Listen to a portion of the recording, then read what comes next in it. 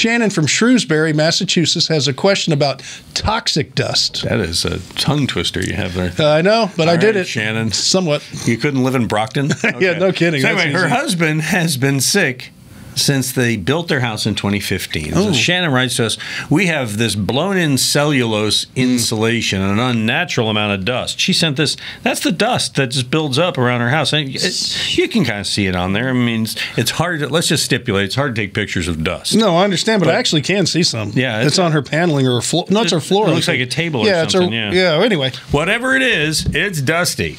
Anyway, she says, we noticed an increase in respiratory infections in the whole family, increased allergies, headaches, and tiredness as well. Yeah, I think so. So anyway, my husband has gotten worse and recently had some toxicity tests and completed them coming back to show that he had high range levels for pesticides and mold. Yeah.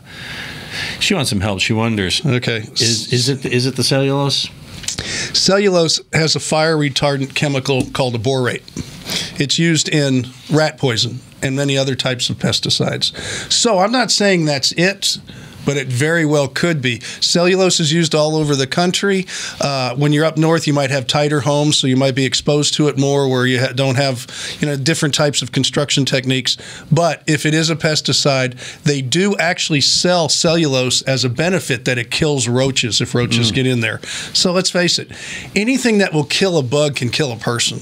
And I'm very particular about that. And they're finding today that the fire retardant materials put in all kinds of things, clothing, computer casings, all this stuff is doing some real damage inside for the air quality of a lot of homes, and they still don't know what to do about it. They're still studying it, but it's a problem, and it's really prevalent in the United States because it has been mandatory to use it in all these different products, including mattresses, pillows, things like that. So you have to be really careful. So what would you I don't know, because getting sick, do you have to you got to get it out, don't you? That's what I mean. If that's the problem, and that's a good step to it, but if it's in the walls and stuff, that means tearing the walls out, tearing.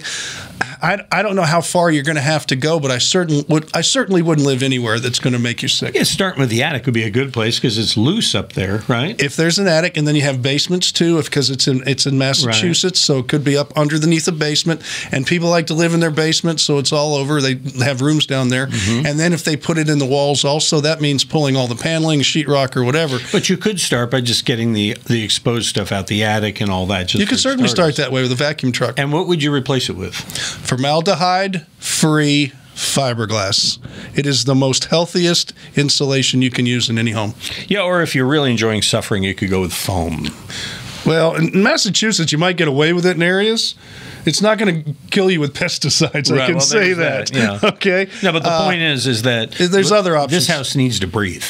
Clearly, I mean, they've got a problem there. Yeah, they do. I mean, you're getting sick. You have pesticides in you, and don't go bug spraying everything around. And just be very careful about that stuff.